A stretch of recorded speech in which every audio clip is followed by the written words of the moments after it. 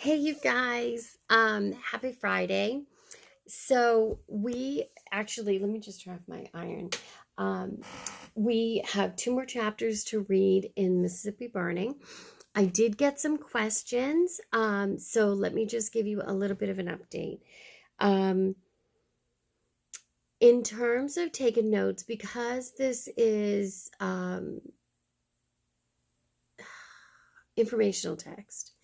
What I think we're doing is in terms of post-it notes, you should be looking at connections with the Emmett Till book and maybe with the Miss Jane book. I think overall, when we finish this book, as a way of closing, we will sort of write how these three books connect. In addition to like civil rights as a whole, you can connect like Emmett Till's mom, to Ned, to Rita Schwerner, right? You could connect Emmett and maybe the boys at the end of Miss Jane's book. I forget what his name is right now. And Schwerner, Goodman, and Cheney. So you could do that as a connection. So start thinking in terms of connections on what you can do. So my mind is sort of elsewhere right now. My daughter. So we have Gunner because the people downstairs from my daughter were diagnosed with COVID-19, and there were notices put up the day after we got the baby. So the baby's fine. Baby's fine. I'm fine. Brian's fine. Brian and I have been in the house for 55 days. We're good. Anyway, Katie was taken by ambulance this morning to Lawrence General, and her doctor thought she had the flu, but today she couldn't open her eye without extreme pain into her head, and she couldn't move, and she didn't feel that she was able to make it down the stairs. So I told her to call the ambulance, and so I did call the hospital, and they just said they're waiting on tests. So if my phone rings, I'm gonna have to cut this short. So I'm really sorry, okay? But let's get our story going. So remember, the state education system says that you have to do 30 minutes in each of your classes only on academic week. If you break it down to 15 minutes a day for both weeks, I'm not going to say that's bad, okay? I'm just trying to keep the work manageable for you, okay? So we're on chapter 5, A Big Circus, and this is the next to the last chapter. Maybe the best course for everybody is to just let the bodies lie and let the excitement gradually die down. Once the bodies are found, then there is a great hue and cry to convict somebody, to put somebody in jail. And that's a power I don't have. That power doesn't exist in Mississippi. Not even Paul Johnson has any such power. There is no way in the world in open court where a 12-man jury verdict must be unanimous and where every juror can be polled in open court and made to say how he voted. There's no possible way to ever put anybody in jail. Instead of reducing hate, all a trial can do is spread it. So why should we all have that hue and cry and a big circus trial with everybody goddamning Mississippi? What's the use of it? Since a murder like this was expected, why don't we just admit that we got what we expected and devote ourselves to trying to prevent another one? An unnamed Philadelphia businessman said that. So on this page are all the men who conspired to kill Schwerner, Cheney, and Goodman. So if you look here, Lawrence Rainey, if you remember, he's the sheriff. Bernard Aiken, other Otha Burks, Olin Burridge, Edgar Ray Killen. So here's Edgar Ray Killen. If you Google him now, he did die a few years ago, but he does get convicted. I have a note here. He gets convicted in 2005. Okay, they said that he was like the ringleader. Okay. Bottom row is Frank Herndon, James Harris, Oliver Warner, Herman Tucker, and Samuel Bowers. Okay, let's finish reading. Now, certain that the men they were looking for were indeed dead, the FBI was able to turn their attention fully to finding out who murdered them. Over the next few months, they combed the highways and byways of Mississippi, talking to people and going over what little bit of physical evidence they had with a fine-tooth comb. Still, it remained difficult to determine exactly what happened to the three while they were jailed, and some uncertainty persists even 50 years later. Based on what authorities believe, not long after they were booked, Deputy Cecil Price, so Rainey is the sheriff and the deputy is Price, met with Edgar Ray Killen to hatch a plan to harm the men. When Schwerner asked to make a phone call, his request was refused. And it was also determined that Price followed them after he released them. So you do know that it is within your rights. If you are ever arrested, you are allowed a phone call. And so he was denied that right. And that's why nobody knew where the boys were. I know, I call them boys. They'd be like older than me now, right? So weird. But they're like your age. They're not much older than you guys. Minnie Herring later testified, well, Price came into the jail and up in the hall to our quarters at 10:30 and said, Mr. Herring, Cheney wants to pay off, and he said, we'll let him pay off and we'll release them all. Well, my husband opened the door and he walked around. The white boys were in the front cell and the colored boy was in the back. So he walked around the bars and asked the colored boy if he wanted to pay off. And Cheney asked how much it was, and he told him it would be $20. Well, he didn't have the $20 on him, so he borrowed it from Schwerner and paid the fine. And so my husband wrote the receipt, and Cecil went back and unlocked the combination and let them out and walked on out in a little hall. He had their belongings in a little box, and I had their driver's licenses. So each one of them reached in, got their billfolds, and put their driver's license in their billfold. And my husband gave them a receipt, and Price told them, see how quick you can get out in Neshoba County. And they thanked him and went on out. And so here's another picture of Killen, right? He's the one, right? He was a preacher. Makes you wonder. He was a preacher, but he's the one that gets tried in 2005. So he's an old man in 2005. So if you Google him and you see him in the trials, you'll see a resemblance, but he's going to be a lot older, okay? So just remember that. By this time, Killen had contacted a number of other people, including Horace Doyle Barnett, who, after extensive questioning during the latter days of November, finally confessed to the FBI that he was one of the men involved in the murder. On June 21st, he says, 1964, about 8 p.m., I was having supper at Jimmy Arledge's house in Meridian, Mississippi.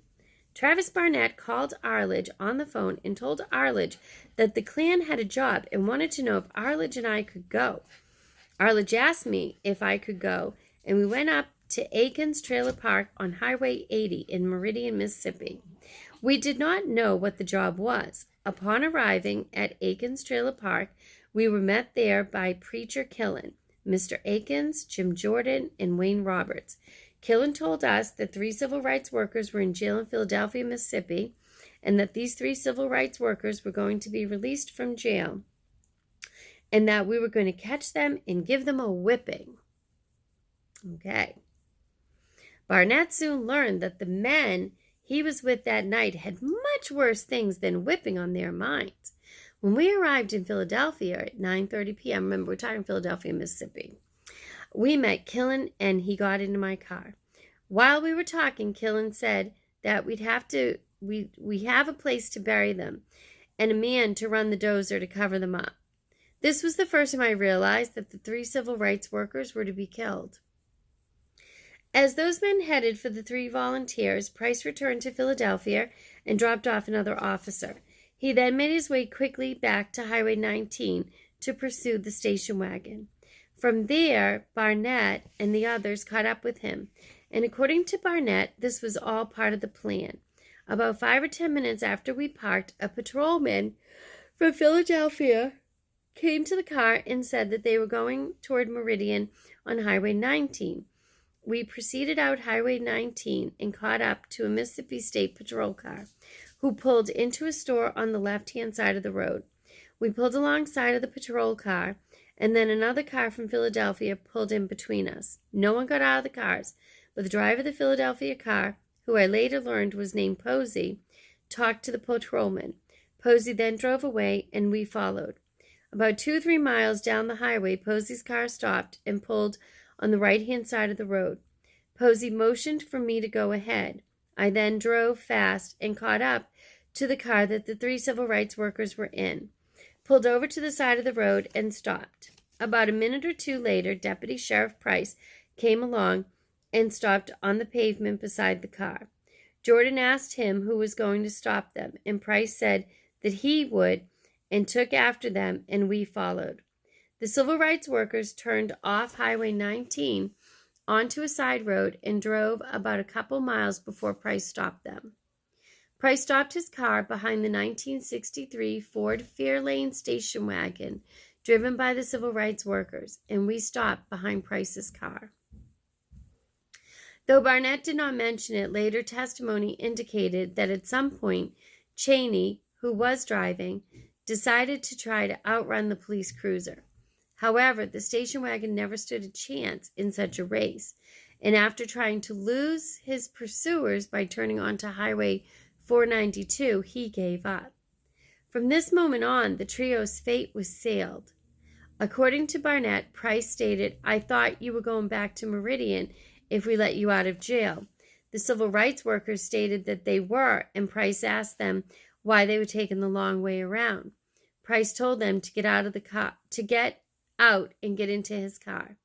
They got out of their car and proceeded to get into Price's car, and then Price took his blackjack and struck Cheney on the back of the head. The men pulled off again, this time with one of them driving the victim's station wagon, while they were stuck in Price's vehicle. They pulled down a lonely gravel road where the actual murders took place. Barnett described what happened next. Before I could get out of the car, Wayne ran past my car to Price's car, opened the left rear door, pulled Schwerner out of the car, spun him around so that Schwerner was standing on the left side of the road with his back to the ditch, and said, "Are you that lover?" And Schwerner said, "Sir, I know just how you feel." Wayne had a pistol in his right hand and shot Schwerner. Wayne then went back to Price's car and got Goodman, took him to the left side of the road with Goodman facing the road, and shot Goodman. Schwerner fell to the left so that he was laying alongside the road. Goodman spun around and fell back toward the bank and back. At this time, Jim Jordan said, "Save one for me." He then got out of Price's car and got Cheney out. I remember Cheney backing up, facing the road, and standing on the bank on the other side of the ditch, and Jordan stood in the middle of the road and shot him. Jordan then said, "You didn't leave me anything but but at least I killed me a Another testimony would later contradict Barnett on the issue of who shot who. James Jordan claimed that Robert shot all 3 men and that Barnett also shot Cheney twice. Regardless of who shot which victim, the posse began to work on disposing the bodies and the car. Barnett asserted the 3 civil rights workers were then put into the back of their 1963 Ford wagon. Price then got into his car and drove back toward Highway 19. Wayne, Posey, and Jordan then got into the 1963 Ford and started up the road. Snowden, Arledge, and another person who I did not know the name of got into my car, and we followed. We went through outskirts of Philadelphia and to the dam site on Burridge's property. When we arrived at the dam site, someone said that the bulldozer operator was not there, and Wayne, Arledge, and I went to my car to find him. We drove out to a paved road, and about a mile down the road, Wayne told me to stop, and we backed up to his car. Burridge and 2 other men were in the car. Wayne said they were already down there, and Burridge said to follow them. Burridge said, "It is just a little way over there," and Wayne and the bulldozer operator walked the rest of the way. Arledge and I then followed Burridge and the other man back to Burridge's garage. Burridge got a glass-gallon jug and filled it with gasoline to be used to burn the 1963 Ford car owned by the 3 civil rights workers. It was then about 1 to 1:30 in the morning. Snowden, Arledge, Jordan, Wayne, and I then got into my car and we drove back toward Philadelphia. When we got to Philadelphia, a city patrol car stopped us and we got out. Sheriff Rainey, Deputy Sheriff Price, and the city patrolman told us which way the civil rights workers were leaving town. Got out of the patrol car. We talked for 2 or 3 minutes, and then someone said that we better not talk about this, and Sheriff Rainey said, "I'll kill anyone who talks, even if it was my own brother." We then got back into my car and drove back to Meridian. It's a very sad story. So one of the things, because we're at 15 minutes, one of the things I need to tell you is that on Prime movie, right, you can rent Mississippi Burning and watch the movie. The movie is different than the real case. And the first thing you'll notice is that Schwerner is driving in the car. And here we learn that Cheney was driving. They also get killed in the car. And in real life, they get killed and are put into a ditch. So there are a few discrepancies, and it's important that you know the true story, okay? So I'll see you back here for chapter 6, okay? Bye.